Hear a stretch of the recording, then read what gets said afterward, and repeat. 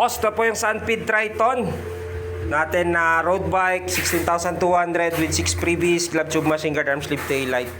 Ito ay size 53. Ito ay naka 2x8 speed sensor reflex. Ngayon papakita ko sa iyo good condition, walang gas-gas or anything sa kanyang frame.